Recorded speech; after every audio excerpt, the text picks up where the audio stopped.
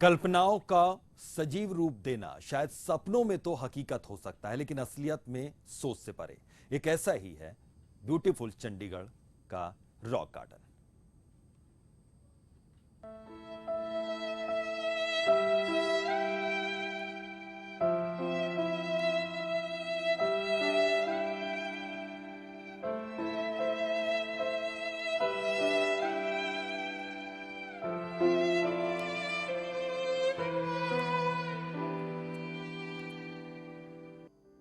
ये खूबसूरत तस्वीरें देखकर किसी को भी याद आएगी झलक एक ऐसे सपने की जो किसी की कल्पना ने सजीव कर दिखाया। जी हां, यह है सिटी ब्यूटीफुल चंडीगढ़ की खूबसूरती को चार चांद लगाता रॉक गार्डन। एक ऐसा खूबसूरत पॉइंट जहां कोई भी एक बार आकर उसकी सैर किए बिना जाने से खुद को रोक नहीं पाएगा। कला का एक ऐसा बेजोड़ नमूना कि हर कलाकृति को देखकर ऐसा लगता है कि ये अभी बोल पड़ेगी। जो भी इस कला के सजीव रूप को देखने आता है उसकी वाहवाही किए बिना नहीं रह पाता और अनायास ही बोल पड़ता है, ये कौन चित्रकार है। ये कौन चित्रकार है, ये कौन चित्रकार, ये कौन चित्रकार है, ये कौन चित्रकार है, ये कौन चित्रकार। 1984 में यहाँ आई और मैंने सुना था रॉक गार्डन के बारे में, पर मैंने सोचा रॉक गार्डन का मतलब जो मैंने अपने मन में एक ख्याल बैठा लिया था कि रॉक्स होंगे, क्योंकि कुछ उसकी मेरे सामने तस्वीर नहीं थी। तो एक दिन मैंने सोचा चलो जाके दिखाते हैं, क्योंकि चंडीगढ़ का एक लैंडमार्क स्पेस है। तो जब मैं वहां गई सच में अद्भुत रस में रह गई, क्योंकि ऐसी जगह मैंने अपनी जिंदगी में नहीं देखी थी, जहां उन्होंने waste material, abandoned material, discarded material के साथ इतने अद्भुत फिगर्स, एनिमल्स बनाए। ये कौन चित्रकार है, ये कौन चित्रकार, ये कौन चित्रकार है, ये कौन चित्रकार है, ये कौन चित्रकार।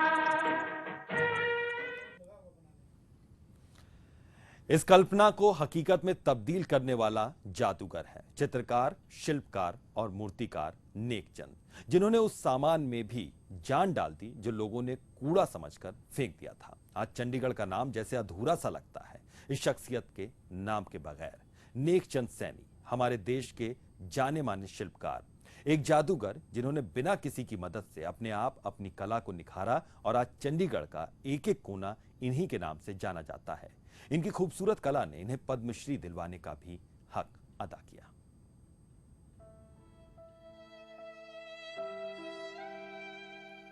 आइए अब आपको बताते हैं इस महान शख्सियत के बारे में।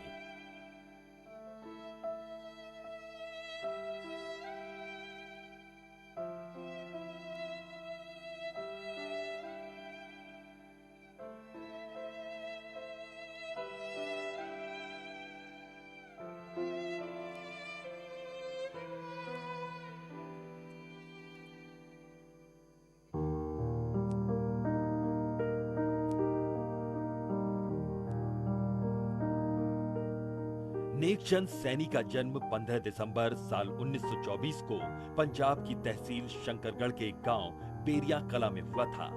उस समय भारत पाकिस्तान का विभाजन नहीं हुआ था, तो ये इलाका पाकिस्तान के क्षेत्र में आता था। वो गांव बेरिया गांव है पाकिस्तान में, जहाँ के रहने वाले जो बैकग्राउंड है ना, मेरी भी पिंडू है, उनकी पिंडू। किशोरावस्था में नेकचंद जी ने पढ़ाई के लिए अपना घर छोड़ा और अपने अंकल के घर रहने लगे, जहां उन्होंने हाई स्कूल की। ग्रेजुएशन की डिग्री प्राप्त करने के बाद नेकचंद वापस अपने परिवार में आ गए और किसानी करने लगे।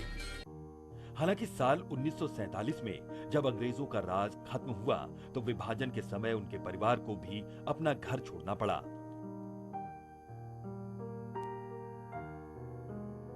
चंद अपने परिवार के साथ अब हिंदुस्तान में आ गए थे। साल 1955 में नेकचंद पंजाब आए। उस दौरान अरावली की पहाड़ियों के बीच एक खूबसूरत से शहर की कल्पना जन्म ले रही थी।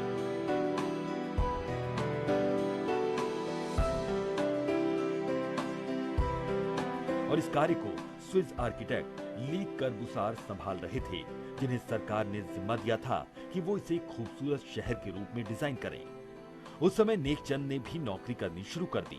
उन्हें लोक निर्माण विभाग में रोड इंस्पेक्टर की नौकरी मिल गई। एक तरफ शहर डिजाइन हो रहा था, लेकिन दूसरी तरफ नेकचंद ने कल्पना कर ली थी एक अलग ही दुनिया की।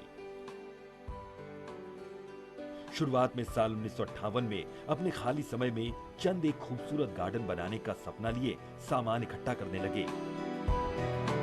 तो देखना ये पत्थर है, किस जानवर का मुंह लगता है, से ये जहाँ से आती है ना ये झील, पानी आता है जहाँ लेक में, उसी में से पत्थर ऊपर से लेकर आते थे। सुबह चले जाना, ये रोटी पीछे कपड़े में बांध कर साइकिल पर, फिर कपड़े में लटका कर ले आने, वो पत्थर इकट्ठे करते रहते।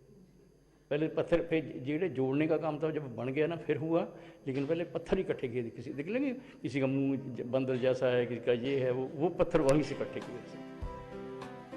लगभग 18 साल तक ये पूरे शहर में घूमते और तरह तरह के पत्थर और टूटा फूटा सामान इकट्ठा करते रहे। उस समय लगभग 20 गांवों को लेवल किया गया था। शहर बनाने के लिए नेकचंद भी लगे हुए थे, वो हर खराब और टूटा सामान और पत्थर जुटाने में। जो पत्थर था वो नदी है ना, नदी में देख देख के ऐसा है, ये ऐसा है, कुदरत के अंदर गल थी। हम भी साथ थे, हमको वैसे बहुत ज्ञान नहीं था ना, हम करते थे, उसके साथ देते थे। साल 1965 में उन्होंने एक बगीचे का निर्माण करना शुरू कर दिया। एक तो वो जगह सुरक्षित और सरकार ने उसे नो बिल्डिंग जोन घोषित किया हुआ था। ऐसे में नेकचंद चुपके चुपके वहां पर सपनों के बाग का निर्माण कर रहे थे। लेकिन साल 1972 इस राज से पर्दा उठा और सरकारी अफसरों ने इस बगीचे की खोज कर डाली, और वो ये देखकर हैरान रह गए कि लगभग 12 एकड़ में बना ये बाग बड़ा ही अद्भुत था। सरकार ने भी नेकचंद के इस प्रयास में उनका साथ दिया और इसे सरकारी प्रोजेक्ट घोषित कर नेकचंद को इसका इंचार्ज बना दिया। साथ ही उन्हें 50 मजदूर दिए गए ताकि वो इस प्रोजेक्ट को उनकी सहायता से पूरा कर सकें। हालांकि रॉक गार्डन को आम जनता के लिए साल 1976 में खोला गया।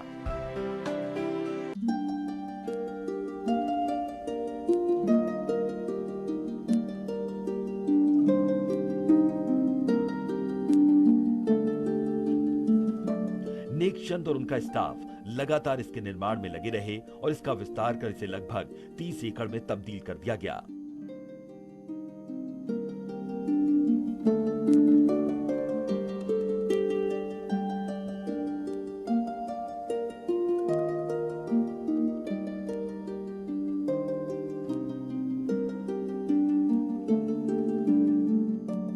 इस खूबसूरत गार्डन को बनाने में नेकचंद जी ने चीनी मिट्टी की चीजें, चूड़ियां, मिट्टी के बर्तन, टूटी सैनिटरी की चीजें और पत्थर इस्तेमाल किए और बना दिया सपनों को हकीकत में तब्दील करने वाला रॉक गार्डन, जो शायद किसी ने कल्पना में भी नहीं सोचा होगा।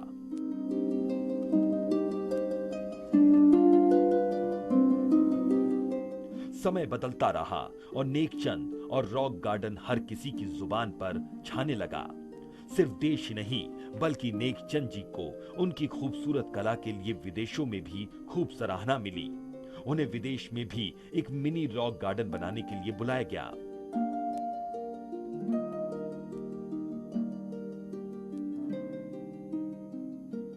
उन्होंने खुशी खुशी इस काम को अंजाम दिया और इस तरह कई देशों में अपने देश भारत की छाप छोड़ी और अपने आप को अंतर्राष्ट्रीय स्तर पर साबित किया।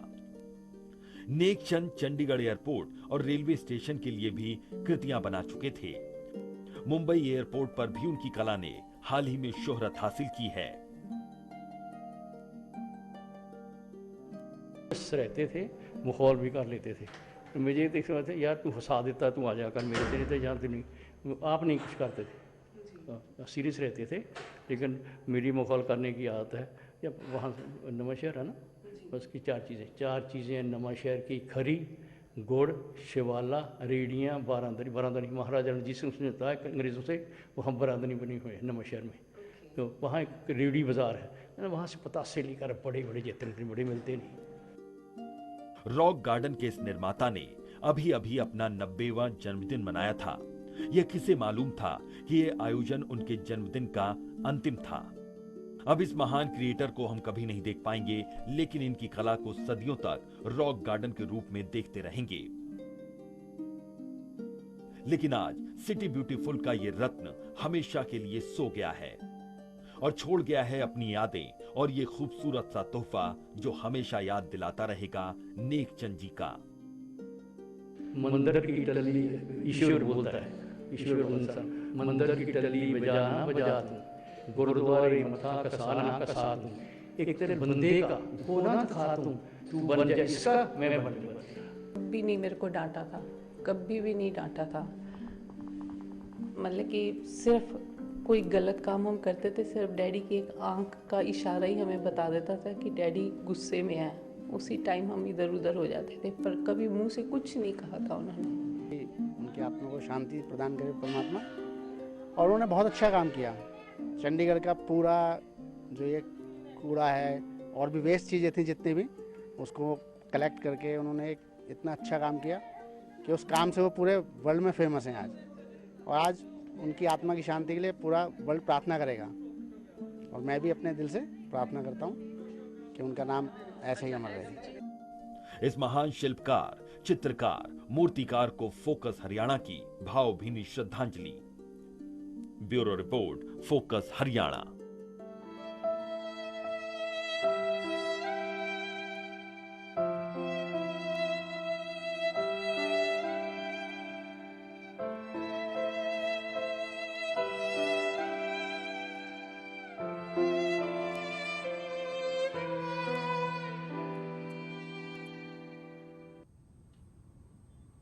नेकचंद सैनी के बेटे से हमारे सहयोगी ने बातचीत की है, आइए सुनते हैं। चंडीगढ़ के रॉक गार्डन के निर्माता और दुनिया भर में मशहूर नेकचंद जी हमारे बीच नहीं रहे हैं। उनका स्वर्गवास हो गया बीती रात। उनके बेटे अनुज हमारे साथ हैं, बात करते हैं। अनुज जी, बीमार थे नेकचंद जी या कब आपको पीजीआई उनको लेके गया? जी बीमार थे। बीमार तो कुछ दिन से चल रहे थे, मगर अचानक उनको तकलीफ ज़्यादा हो गई तो उनको एक दिन परसों लेके गए थे उन्हें हॉस्पिटल। कल उनकी डेथ हुई। अब क्रीमेशन कब होगा जी? क्रीमेशन कल 5 बजे है जी। किस तरह आप याद करते हैं पिताजी को, क्योंकि उन्होंने एक ऐसी सौगात दी चंडीगढ़ को जो दुनिया भर में जो पहचान बनी चंडीगढ़ की? जी पिताजी को तो एज ए पिताजी याद करते हैं। जिस सौगात तो उन्होंने दी वो तो पूरे देश के लिए, पूरे देश के लिए दी। आप भी उनके साथ जुड़े रहे इस काम में? जी मैं भी उनके साथ काम करता हूँ, करता रहूंगा आगे जी उनके साथ। अब चंडीगढ़ ने भी उनको प्यार दिया और प्रशासन भी उनके लिए जो क्रीमेशन है उससे पहले कोई इस तरह का आयोजन कर रहा है ताकि लोगों के दिलों में एक याद, उनकी अमिट छाप उनकी रहे? जी बिल्कुल, प्रशासन पूरे जोरों शोरों से उनकी आखिरी यात्रा की तैयारी कर रहे हैं। प्रशासन बहुत साथ दे रहे हैं सभी। कल का क्या कार्यक्रम होगा सर? क्रीमेशन कितने बजे होगा और क्या रॉक गार्डन में उनके शव को रखा जाएगा ताकि पार्थिव शरीर के दर्शन लोग कर सकें? जी रखा जाएगा, मगर अभी टाइम नहीं मालूम क्योंकि उसका अभी प्लानिंग कर रहे हैं। अगर प्लानिंग पूरी होती है तो फिर आपको बताया इसको। क्रीमेशन का समय तय हुआ 5 बजे के करीब। जी तो ये थे अनुज जो नेकचंद जी के बेटे हैं और जो बता रहे थे कि उनका स्वर्गवास बीती रात हुआ पीजीआई चंडीगढ़ में और क्रीमेशन कल होगा शाम को 5 बजे। उससे पहले उनके शव को, पार्थिव शरीर को रॉक गार्डन में रखा जाएगा, उस जगह पर जिसकी वजह से नेकचंद और चंडीगढ़ को पूरी दुनिया में जाना जाता है। कैमरामैन अमन गुप्ता के साथ आदित्य चौधरी, फोकस हरियाणा, चंडीगढ़। और आइए अब सुनते हैं कि नेकचंद के करीबी आर.के. बेदी का उनके बारे में क्या राय है। चंडीगढ़ की पहचान रहे नेकचंद जी हमारे बीच नहीं रहे। बीती रात उनका स्वर्गवास हो गया है और हर इंसान जो चंडीगढ़ का रहने वाला है उनको अपने अपने तरीके से याद कर रहा है। एक शख्स हमारे साथ हैं जो पिछले 2.5 दशकों से उनके साथ जुड़े हुए थे। बेदी जी, किस तरह से याद करते हैं आप नेकचंद जी को जो रात जिनका स्वर्गवास हो गया? आज के दिन में तो लोग कहते हैं चंडीगढ़ नेकचंद है, नेकचंद जी चंडीगढ़ है। चंडीगढ़ को इंटरनेशनल मैप पे जो रिकॉग्निशन मिली है वो रॉक गार्डन ने दी है, सब जानते हैं कि नेकचंद जी को दुनिया भर के अवार्ड्स मिले और रिकॉग्निशन मिली, पद्मश्री मिला। कल रात को डेथ होने के 10 मिनट के अंदर इंग्लैंड, फ्रांस, सब जगह से मैसेज फोन आने शुरू हो गए। तो इंटरनेशनल प्रेस में भी वर्ल्ड वाइड एडमायरर्स हैं उनके, तो बहुत बड़ा लॉस है ये। आप कब जुड़े थे उनके साथ और किस तरह का व्यवहार उनका था? कद बहुत बड़ा था, लेकिन स्वभाव कैसा था? मैं 30 साल से उनके साथ हूँ। बहुत सिंपल, वेरी हम्बल पर्सन, और बहुत अपने ड्रीम्स थे उनके, बहुत विजन्स थे। एंड वो दुनिया में रॉक गार्डन को जो उन्होंने बनाया है, कई लोग कहते हैं कि आर्ट फॉर्म वंडर है ये। और बहुत सिंपल से हैबिट्स के लोग आदमी थे। उनका व्यवहार सबके साथ ही एक जैसा था। जितने भी कोई भी गेस्ट, जितने लोग आते थे उनसे मिलना चाहते थे। उन्होंने बाहर लगा रखा था लिख के कि मुझे मिलने आ सकते हैं, तो कोई भी एनीबॉडी कुड वॉक इन, और उनको मिलते थे लोग, बातचीत करते थे, बताते थे शौक से। तो ये थे मिस्टर बेदी, जो पिछले लगभग 3 दशकों से नेकचंद जी के साथ जुड़े रहे और उनका सारा काम, कोऑर्डिनेशन जो था उनका, वो देखते थे। और इनका ये मानना है कि बीच में चंडीगढ़ में जो राजनीति हुई उसकी वजह से कुछ चीजें थी, कुछ सपने थे जो पूरे नहीं कर पाए, लेकिन अब शायद उनके जाने के बाद प्रशासन उन सपनों को, जो उन्होंने सोचा था उसको हकीकत में बदल पाएगा। खासतौर पर एक म्यूजियम जो रॉक गार्डन में बन रहा है उनकी याद में, जिसमें आकर हर इंसान जो उनके साथ जुड़ा हुआ है या उनके बारे में जानना चाहता है, जानकारी ले पाएगा। कैमरामैन अमन गुप्ता के साथ आदित्य चौधरी, फोकस न्यूज, चंडीगढ़। नेकचंद के निधन पर उनके करीबियों का क्या कुछ कहना है, आइए सुनते हैं। कल सुबह 8 बजे पीजीआई से बॉडी लेके आएंगे और यहाँ पे घर में जो हमारे जैसे सिस्टम है उसको फॉलो किया जाएगा। और उसके बाद 10 बजे बॉडी को हम नेकचंद जी को लेके जाएंगे रॉक गार्डन। तो रॉक गार्डन जो उनका ऑफिस है उसके बाहर it shall be kept for the people, जो लोग हैं आना चाहते हैं, होमेज पे करेंगे चंडीगढ़ के लोग सारे, तो वहाँ रखी जाएगी। और वहाँ पे बुक्स रखी जाएंगी जहाँ वो लोग अपने कॉन्फिडेंस लिखना चाहेंगे। और शाम को 4 बजे will move towards cremation ground और 5:30 क्रिमिशन स्टेट ऑनर के साथ की जाएगी। ठीक है। और आज भी पूरे चंडीगढ़ में जो चंडीगढ़ प्रशासन है फ्लेक्सेस वगैरह लगा रहा है? हाँ, फ्लेक्सेस लगाएंगे हम सेक्टर 17 जहाँ टूरिस्ट स्पॉट्स हैं। चंडीगढ़ की शान, रॉक गार्डन के निर्माता और पद्मश्री नेकचंद अब इस दुनिया में नहीं है। जिस किसी ने सुना, आंखें नम किए बिना नहीं रह पाया।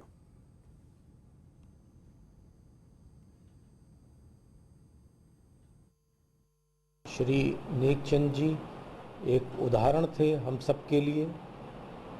उनकी सुंदर कलात्मकता, क्रिएटिविटी एक मील का पत्थर थी पूरे विश्व के लिए, क्योंकि भारत में नहीं, वो पूरे वर्ल्ड में एक रिनाउंड फिगर के रूप में जाने जाते थे कि इतनी क्रिएटिवली चीज़ों को इस्तेमाल करके उन्हें एक सृजनात्मक रूप देना, ये एक बड़ी उपलब्धि है।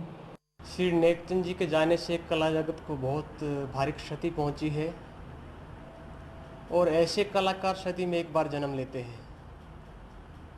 उनकी सृजनात्मक क्षमता का पता हमें तब चलता है जब हम रॉक गार्डन को देखते हैं। इमारतों के मलबे, अनुपयोगी वस्तुओं को संग्रह कर उनको एक कलात्मक रूप देकर जो कला के नए आयाम स्थापित किए हैं, वह कोई साधारण व्यक्तित्व नहीं हो सकते। नेकचंद अब हमारे बीच नहीं है। अपने हाथों से मूर्तियों में जान डालने वाले शिल्पकार की सांसें अब थम चुकी हैं, लेकिन उनकी जीवंत शिल्पकारी आज भी जिंदा है, हमारी आंखों में, हमारे जहन में और चंडीगढ़ के रॉक गार्डन में। फोकस हरियाणा नम आंखों के साथ इस महान शिल्पकार को श्रद्धांजलि अर्पित करता है।